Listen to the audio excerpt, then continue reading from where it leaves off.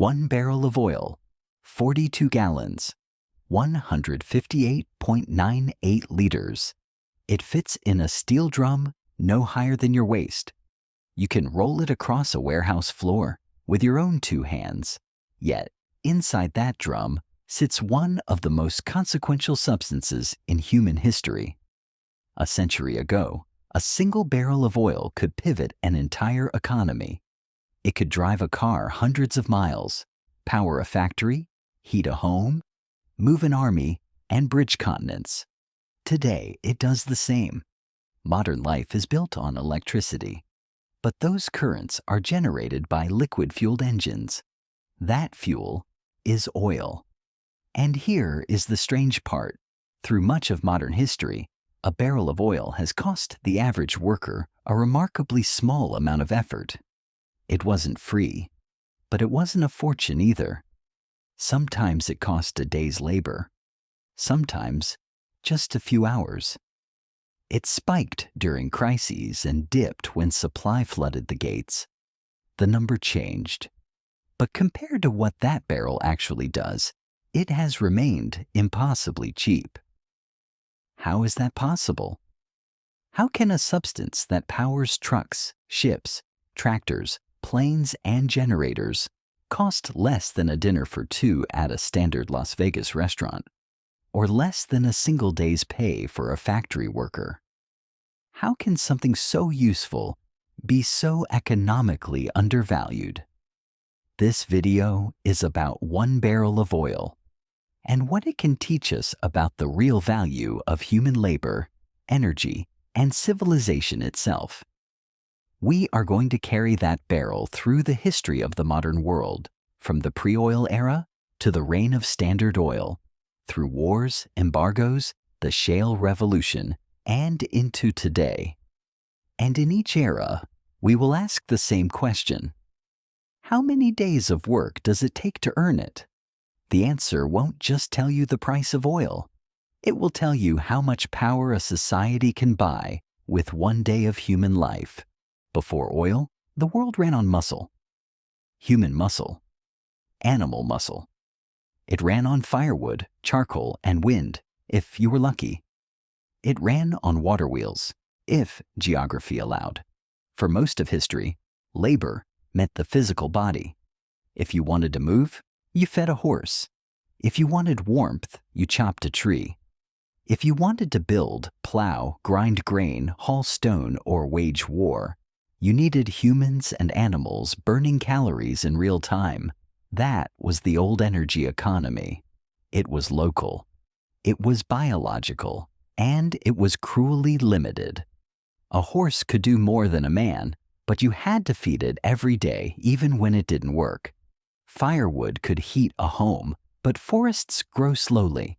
Wind could move a ship, but you couldn't command the gale.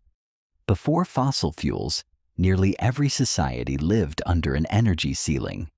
Civilization could grow, but only so far. Then came coal. And after coal came oil. By the late 19th century, oil rushes created colossal fortunes. Pennsylvania first, then Texas, California, and the world. Supply skyrocketed, refineries rose, and prices plummeted. This was the first great lesson of oil. When energy becomes abundant, the price of power collapses, and entire civilizations reorganize themselves around that truth. By the early automotive era, especially after Ford's mass production, oil became the lifeblood of the economy.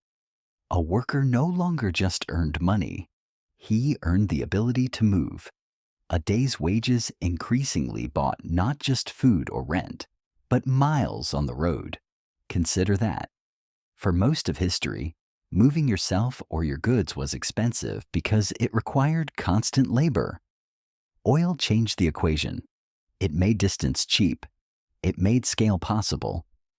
In 1973, that illusion shattered. The oil embargo hit. Prices tripled, and lines stretched around gas stations. What changed wasn't just the number at the pump. What changed was the number of hours of labor required to buy the same amount of power.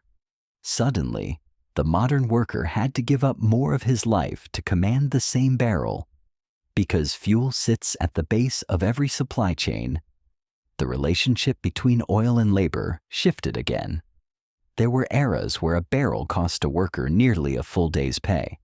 Other eras, just a few hours.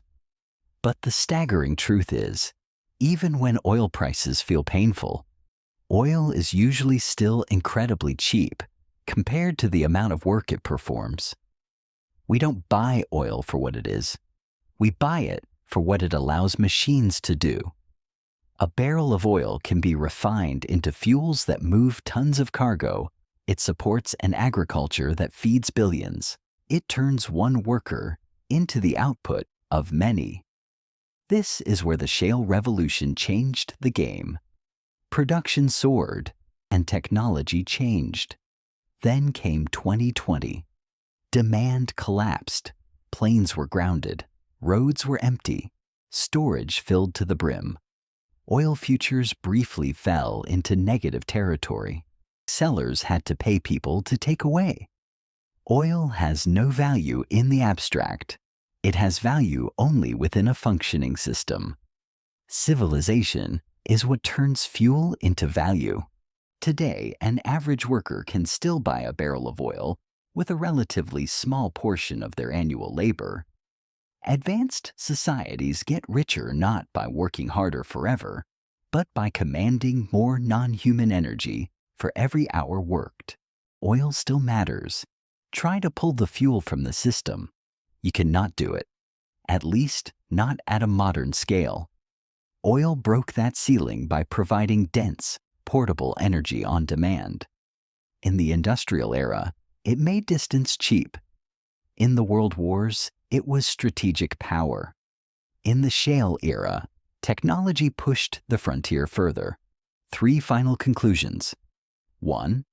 Oil does not store value like gold. It amplifies value. Oil burns to multiply it. 2. Whenever a barrel starts costing significantly more labor to buy, pay attention. It is a signal. It means the economy is losing easy access to power. 3. The modern standard of living is at its core an energy story. When people talk about the price of oil, they ask the wrong question. They ask if it's expensive. Expensive compared to what? If this changed how you think about oil, subscribe. Here's your homework. Take your weekly income. Divide it by the current price of 1 barrel. That number, the barrels of oil your week of life can buy, is your real unit of power. Drop your number in the comments. I want to see it. I'll see you in the next one.